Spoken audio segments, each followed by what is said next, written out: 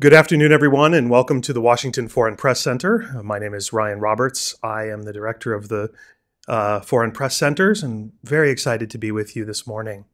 I'm going to say a few words about what the Foreign Press Centers will be offering to journalists and how we will be working with journalists during the elections. And then I'm going to turn the time over to our Media Relations Officer, Doris Robinson, who will moderate our panel with our esteemed guests from the Congressional Press Galleries. I'd like to highlight the support and the programs that the Foreign Press Centers are going to offer during this U.S. election season. As we approach this sort of crucial time, we know this is a big story for all of the FPC credentialed journalists, and I wanted to talk very briefly about the role that the Foreign Press Center will have in helping you to cover these elections. This year, as you know, is a particularly notable one with national elections occurring in at least 64 different countries, countries that represent something like half of the population of the world. And so we want to help you to best navigate our own American democratic process. So let me outline a couple of resources. First, credentialing. If you're participating in this briefing on Zoom or in person, it means that you have an FPC credential. That's a good start. That will help you as you travel around the country and try to gain access. It offers no guarantees, but it's a good place to start. We'll be sharing a recording of this video with our embassies and other journalists who are not credentialed with us. And to them, I would just encourage you to reach out to us and obtain an FPC credential, temporary one, when you travel to the United States. We will also be organizing reporting tours. Our reporting tours take journalists to cities around the United States to understand the electoral process. We offer reporting tours both for FPC credentialed journalists, those usually last a few days, and also to journalists nominated by our embassies and consulates. Those tend to be a bit longer. If you are interested in those, please ensure that you are registered with us, that you are receiving our emails, because we send announcements for those reporting tours. If not, you can reach out to us at dcfpc@state.gov if you have any questions. Finally, a word about conventions. For years, decades even, the Foreign Press Center has provided briefing and filing centers and other support at both the Democratic and Republican convention. These centers, we have heard from journalists, are crucial to helping them to understand the process and to have access to both facilities and individuals. We are in the process of preparing similar accommodations for the conventions this year. That, of course, is always pending budget and logistical considerations. We don't have any more details on that, but we will be providing those through our mailing list as well. In short, the Foreign Press Centers are here to address any questions or suggestions that you have about covering these elections, and please feel free to reach out to one of our media relations officers.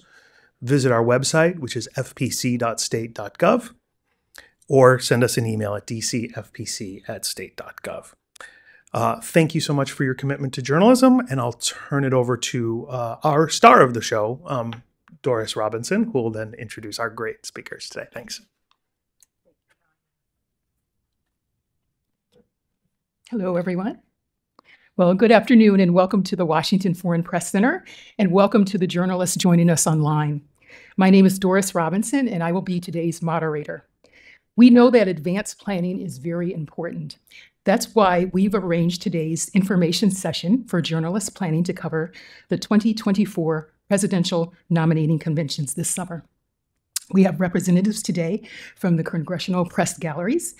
And just a reminder, today's briefing is on the record, and we will post a transcript later today at fpc.state.gov.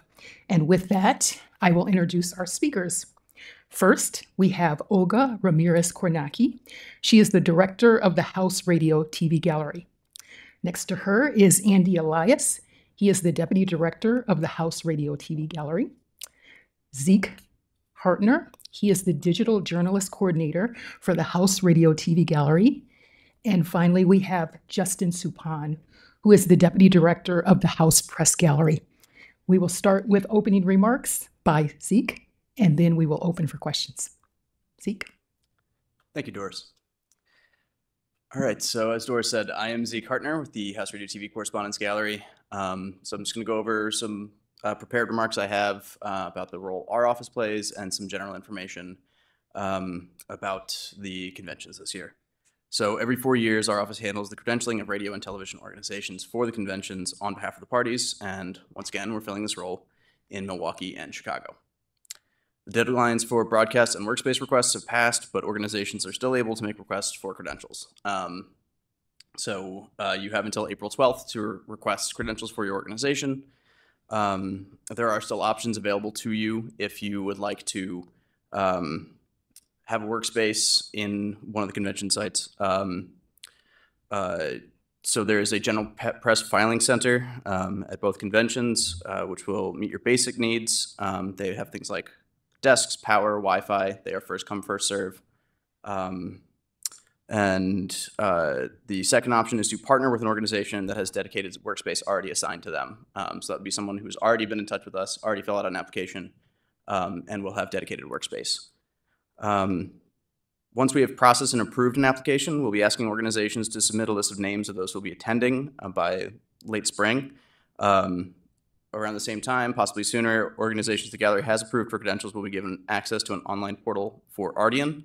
Ardian is a contractor for the Secret Service, and they facilitate background checks of all personnel who may require access to certain areas within the arena, including the convention floor. The convention credentials issued by gallery staff will grant bearers access to a variety of spaces within the convention's perimeter, including the convention floor, where they'll be able to go live to interview delegates. To receive these floor credentials, a limited number of an organization's attendees will be able to enter our rotating floor pass line, where they can swap out their primary convention credential for a floor pass credential and be given an amount of time on the floor before returning to us and returning that credential and receiving their original convention credential. You should also be aware that the Chicago Police Department will require an additional credential for any news organization covering protests outside of the DNC's convention perimeter that requires a separate First Amendment zone to be set up. To be clear, though, this credential will not be required of news organizations simply interested in covering the proceedings within the United Center's secured perimeter. It will only apply to those covering outside protests that necessitate the CPD's creation of these zones. And Milwaukee does not have a similar setup. And with that, if anyone has any questions Can I jump in here? Yes, of course. Hi, my name is Justin Supon. I do something very similar to what my compatriots here do, except I work on behalf of the daily print press. So if you are a daily print publication, you're going to be coming to my gallery to make an application. As Zeke said, the deadline to request, in our situation, workstations, which are small desks, dedicated desks, press stand seats, which are inside the arena, and workspace, that has expired. But if you do really need something along those lines, please give us a call. Our phone number is 202-225-3945. We will do our level best to get you what you need to cover the convention. Jump in. Just to add a few more details to the overview, thought it'd be important just to go over some deadlines that are coming up. As the two of them pointed out, we've already passed our broadcast space and workspace deadline. The next deadline will be for credentials, which is April 12th. We've actually also already passed the deadline for RNC-issued housing in Milwaukee. That was January 26th. That does not mean that you won't find housing in Milwaukee. It just means that you actually won't do so through the party itself. So you'll be on your own there in Milwaukee at this point. The next deadlines are as follows. February 29th is the deadline to request a room block through the DNC. More information on that is available at demconvention.com/media/housing. At the end of March, those DNC room blocks will be assigned to media who've requested them. In early April, we expect to be the possible timeframe for the GOP spring walkthrough.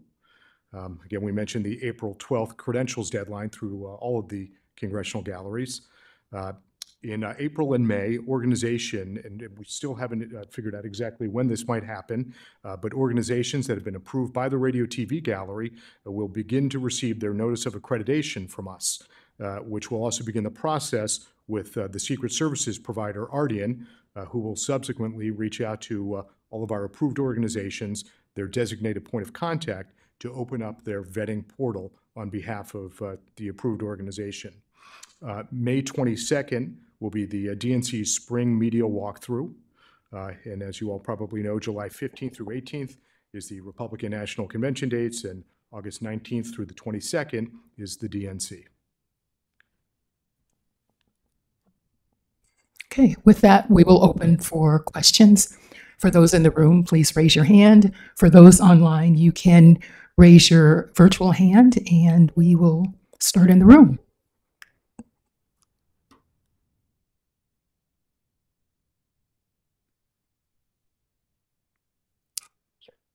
Hi. Ms. Sebastian from German media outlet Tier Online. Can you, Zeke, you already mentioned these different kind of credentials for being inside, outside. I'm sorry, maybe I was a little, it was a little too fast maybe, but can you maybe repeat it? What we have to do to be inside or on the floor, or what does that mean? What floor, or, yeah. So there will be levels of credential. Yeah. So there will be a basic level overview that you will get if you are requesting only a credential and no workspace within either of the convention sites. You will get like a basic access that will get you into the perimeter and would get you up to a certain point. And you would only get the next level of credential if you had requested further workspace, if you had a media row position, something like that. So there's different tiers of credential that gives you different levels of access. And then there's a floor pass credential that we will control a limited number of. We will have that. The gallery staff will hold on to those. And you will come to us if you want to go onto the convention floor, interview delegates, and we will. You'll have a floor pass line that you'll enter. We will then give you that floor pass credential, and that supersedes the credential that you already have. So it will get you into the convention floor. You could go and interview delegates, whatever your coverage needs are there. And then we would give you a time frame, 30, 45 minutes. You'd come back to us, return the credential to us. We'd give you your original credential back. And at that point, you could re-enter the line or go file or what have you. But that line to get this floor credential, this is when we are there. Exactly. Okay, thank you.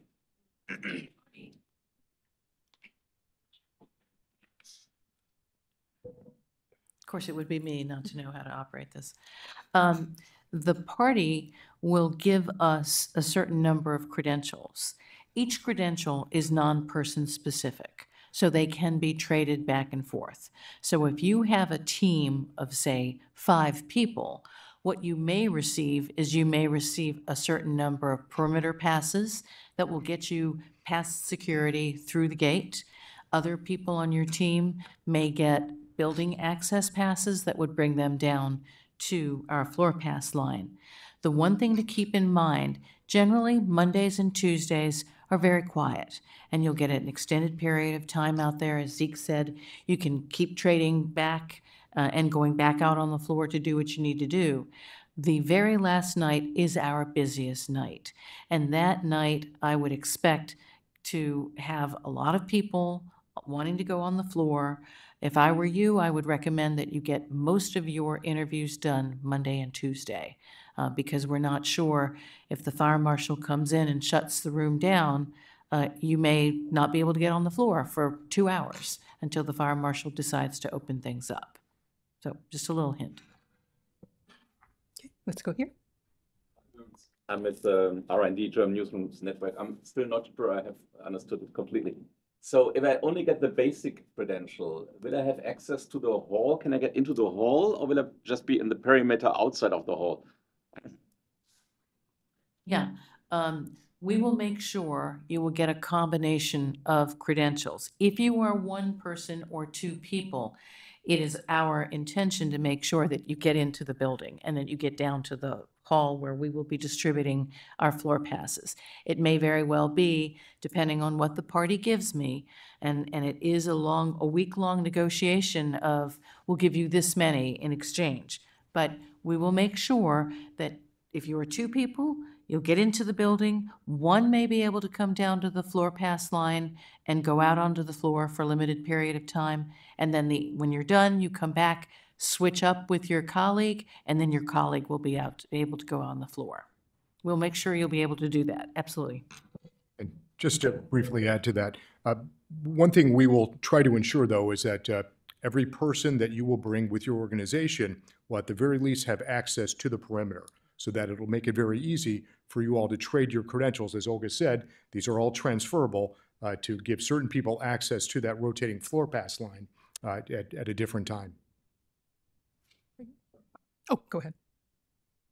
Help in any way to get a workplace credential? Is it easier to get to the floor then, or? So the workspace in Milwaukee will be in the Baird Center, which is about 2.5 blocks from the Fiserv Center. We expect it to be within the perimeter. The Secret Service has not yet designated the perimeter, but we expect it'll be quite simple. Once you get through the perimeter, you'll be able to easily move from the Baird Center over to the Fiserv Arena in Milwaukee. In Chicago, the workspace is actually in the parking lot adjacent to the United Center. So it'll be very easy. The workspace is intense in Chicago. Let's go here, and then we'll go online. Barbara Noordermeer with the Dutch Financial Daily. Does this apply to journalists from all media, or are there different rules for television, radio, newspaper? All media get the same credentials. The party has different levels of credentials. They call them different things. In years past, the one that gets you through security is called a perimeter pass. Then they'll have a building pass called an arena pass. There's just different levels, and we will make sure that you will be able to do your job. If I could just jump in here. The radio TV gallery credentials get their constituents access to certain broadcast positions in the arena. Since I represent daily print reporters, we do not have access to those. Our credentials if you have the correct combination of credentials, will get you into the arena and into the press stands, which are built out inside the venue. In Milwaukee, they will be on the second level. We're hoping to have a floor pass operation established on the event level. In Chicago, they are expected to be on either side of the event stage. That's the importance of our credential. That's how you get access through us. With the German world, another German. Olga, would you mind taking us a bit through the days of the week? So I've never been to a convention. So is this always the same? What happens Monday, Tuesday, Wednesday? What is the most important day? What happens when? Of course, we don't know exactly what the schedule will be, but generally the first night is very quiet, and it's speakers who are up and coming. I know Wednesday night is the vice president announcement, and then Thursday is the presidential nominee, or the president comes out. And then all day long they'll have different events going out. I know that the Republicans are talking about, they want to keep you busy and they want you to talk about their city, so they will have all sorts of events throughout the city during the convention, as will the Democrats. And as Olga indicated, they'll release the schedule much closer to the conventions. But one differentiation between the Republicans and the Democrats is that the Republicans tend to have daytime sessions as well, whereas with the Democrats, typically only in the evening.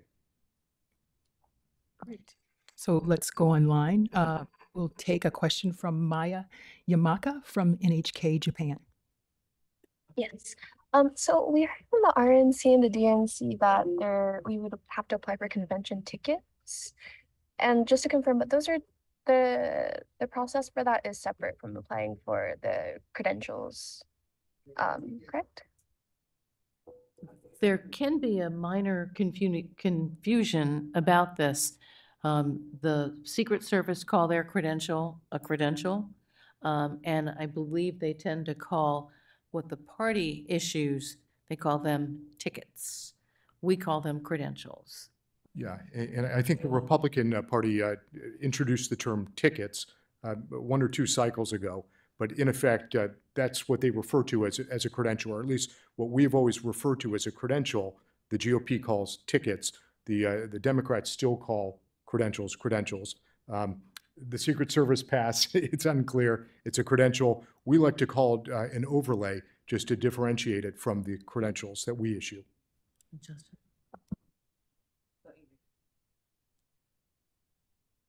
Great. Any other questions in the room? Go ahead. Postma, I'm from Dutch BNR News Radio. I'm just wondering, can you elaborate or say anything? I know you can't promise anything, but how big the chances are for foreign media to get credentials, or if it's something, yeah, maybe how big are the chances? A journalist is a journalist, no matter where they're from. Well, we noticed in the past few years since COVID that it has become a little bit more difficult sometimes to get into events. Right. Well, sometimes what happens is when we approach the party, we tell them how many journalists have applied. And they will say, terrific. Here, I may say in 2016, I may have said something like, I've got 7,000 people who are applying for credentials. And they will come back and they will say, here's your 6,500 credentials. But we will make sure that, and that's why we do the combination, we will make sure that people will get access. But again, at the end of the day, we will accredit every news organization that we deem worthy of that accreditation, who meets our criteria. As Olga said, though, we may have to limit the number of passes we're ultimately able to issue, but we will accredit all worthy news organizations. The same goes for the daily print press. We do our level best to make sure everybody has as much as we can give them. Again, as Olga said, we can request 1,000 tickets and the party will come back and say you only have 500. We have to work within that. And if, again, you know, we are available for questions or inquiries. If there's anything we can do to help you, we will do our level best to do so. Olga, did you want to talk a little bit about the police department in Chicago? Yep. Okay. Yes. So the police department have said that they want press to have one of their credentials, just in case you are out covering the city of Chicago and a protest, a demonstration pops up, and there is a large-scale arrest that is made. They say they want you to have these credentials on you so you don't accidentally get arrested along with the protesters. So they have asked that people apply, and that really only applies if you are planning on being outside of the convention space, or planning on covering any protests that might happen. It is not necessary for the covering of the convention itself. So it's really only if you know that you're going to be out in the city of Chicago and likely to cover a demonstration or protest. And so you can get that protectively. Great. So we will go here and then we'll go online. To ask for the floor pass credential the day before or just whenever we need them? The way we operate with floor passes, we usually have floor pass lines in our, what we call the press stands. That's the area built out for the daily press. If you have the credential to get into the arena, you can come to our staff there, sign out a pass for a limited number of time, and then you come back and return it. So it's an in-person within the arena activity. We don't give floor passes out ahead of time. We keep possession of them because we try to make sure that they are cycled in and out to make sure as many reporters can get to the event floor and interview the delegates as is possible.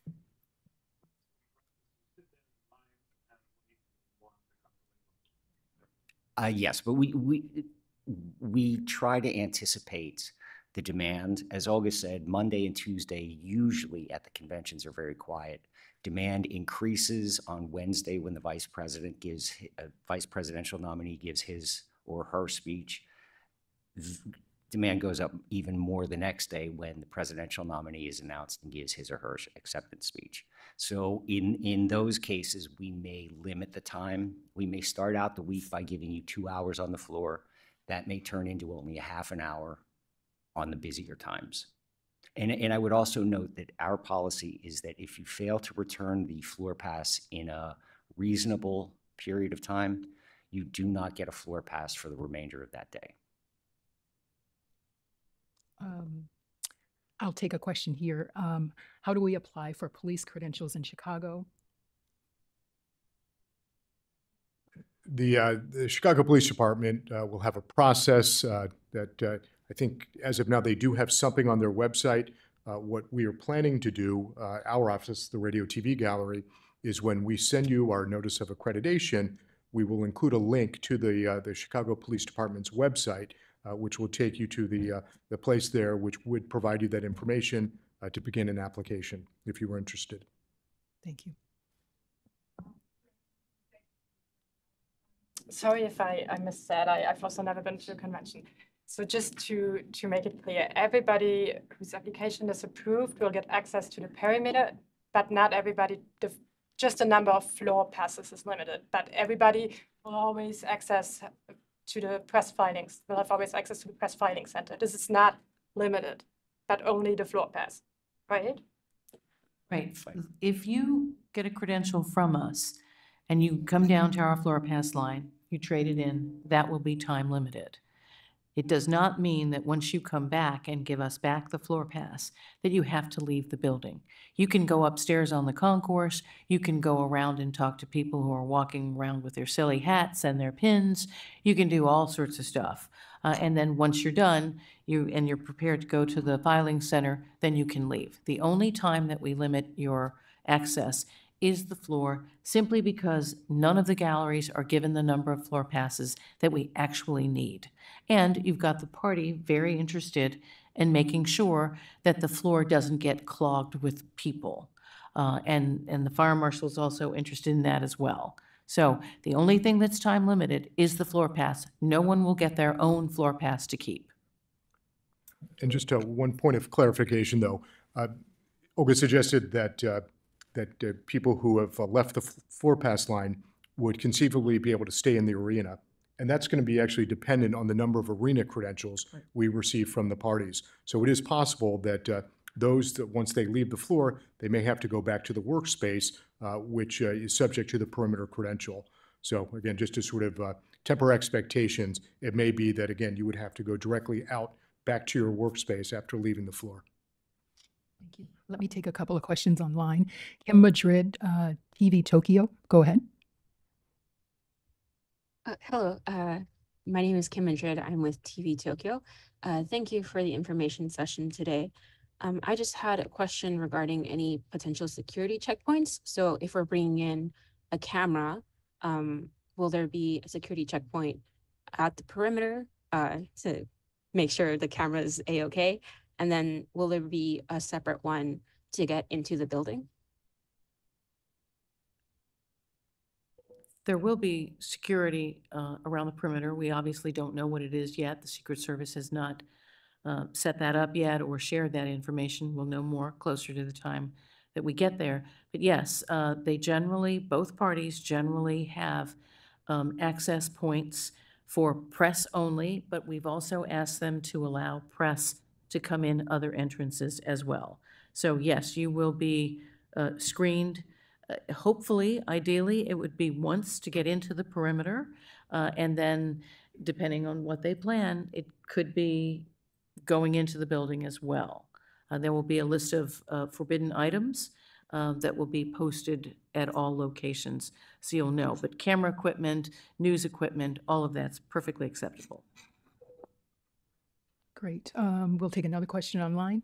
Magda from Polsat News, go ahead with your question.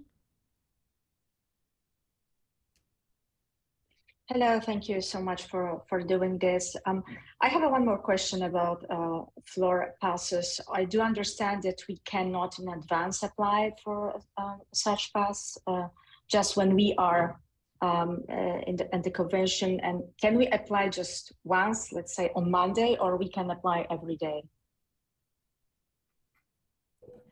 You should be able to come as many times as you want. It all depends how many floor passes we have, how many people are in line.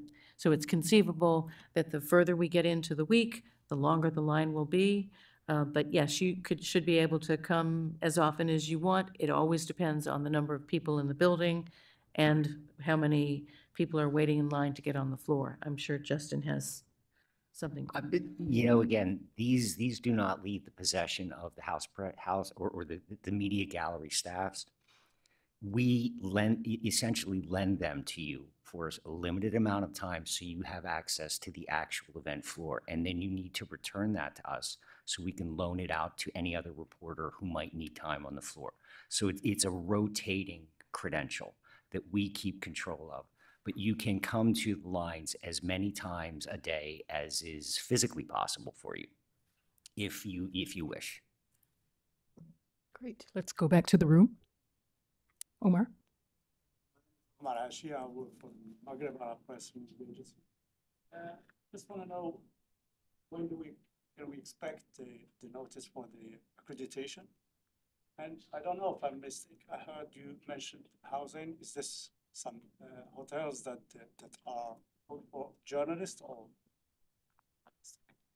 So the housing deadlines I referenced are for party-issued housing. So again, for the RNC, that deadline is passed, but the DNCs, I believe, is at the end of this month. So there still is time. But again, if you don't get housing through the parties, you're still able to do so on your own. So that's still an option. And thankfully in Chicago, there's a lot of hotel rooms, so that shouldn't be the problem that it might be in Milwaukee, at least if you want to stay in downtown Milwaukee proper. So at this point, we're actually trying to coordinate this with the Ardian Group. We're still working to connect with Ardian and the Secret Service to determine a path forward with them. So we're going to hold off on sending our notice of accreditation until we have those conversations to determine the process. Our thinking at this point is probably maybe late March at the very earliest. April, May is when you'll probably begin receiving them from us. Marian from Hungarian TV, Radio and News Agency. I would have a question also regarding the accreditation, that in theory, when there is much more application than the application the parties could provide the space, what are the main principles for considering who gets the accreditation or the credential and who does not get? So are there some basic principles to consider and to decide if it happens? What we will do is each party prints up a series of credentials. And what we will do with news organizations, taking into account the number of people who are coming, we may say, if it's a group of 5, we may say 2 perimeter and then 3 building. But of the 3, on the back of their credential, we will stamp floor pass eligible. And because that's transferable, then 2 can go in to the floor, and then when they're done, they can trade off with their colleagues and even the ones that are outside. So it's a constant rotating basis. Now, Justin, you may have yours differently? No, our credentials are also transferable. Again, as Olga said, if you have a team of 10 and you get, in a perfect world, 5 credentials that get you into the convention venue, you can have 5 people in the convention venue at a time, but it doesn't matter who they are because you can leave there and hand off your pass for use by a colleague who may need to do an interview on the event floor. Great. We have time for just a couple more questions. This is Jun Hyung-jo from Yonhap News Agency, South Korea. Is there going to be any special press availability or programs only for foreign media? Especially as a foreign media journalist, I have some interest in the candidates' foreign policy. So it would be great if there is some kind of press ability for the candidate to speak about his own foreign policy. So is there going to be anything like that? I think in the past, the Foreign Press Center has actually handled that. So I'll turn that over to Doris. Yes, we're setting up a briefing space at both conventions where we'll have speakers come and give briefings for the foreign press. So stay tuned. And we have time for one more question. So I'll check online. And doesn't look like we have any more questions. I'll give a final round to our in-person journalists. Great. Doris, I actually have one more thing. Sure. Sure. So during the application process, if you've not already applied, we are asking that only one point of contact apply for an organization. So if you're a reporter who is only planning on going to Milwaukee, and you know another team is going to Chicago, we ask that only one person from your organization apply for both groups, and they submit all the numbers that they will need for each convention. If more than one or more than two, we've had some applications from the same organization, and we've got to reach out and zero out some of those requests and roll them into other applications, so we just have one point of contact. So if you haven't already applied, we ask that just one point of contact, one application, and also parking. You can still submit parking requests while filling out applications. We don't process those directly. We pass those on to the party. I believe there is a cost associated with parking. I don't know that we have that number yet. $150, roughly. Yeah, roughly $150. But that is something that we pass along to the party and that they handle. You can also Uber to the sites. We'll take a question. Sure. You were mentioning these journeys organized by the FPC. Can you give maybe a quick overview what kind of company journeys you offer for us? So I will say I attended the 2016 Republican National Convention and the Democratic Convention, and we set up various briefings. We set up briefings about that the city.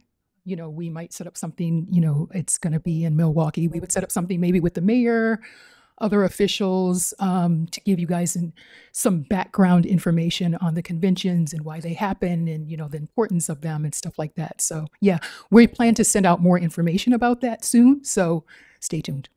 You're welcome. Great. So I will turn it back to our speakers and see if we have any final remarks. I'd just like to say thank you all for being here, for joining us online. If you are the point of contact for your organization, there's a good chance that either we've already spoken or we will speak in the coming days. So I look forward to talking with each of you further. And with that, I will turn it over to anyone else who wants to close. I would just like to bring up something that you might want to think about. Wi-Fi will be provided in all of the media facilities, including the convention venue. But you may want to try to figure out an alternative to using Wi-Fi, because invariably it crashes because of the sheer load of people trying to get onto that network. So if you have a story that really needs to be filed quickly, you may consider a hard connection or I guess a personal hotspot. Just, putting that out there. Olga, Andy. Great. So I would like to thank our briefers for taking the time to brief us today, and I would like to thank the journalists for participating. This concludes today's briefing.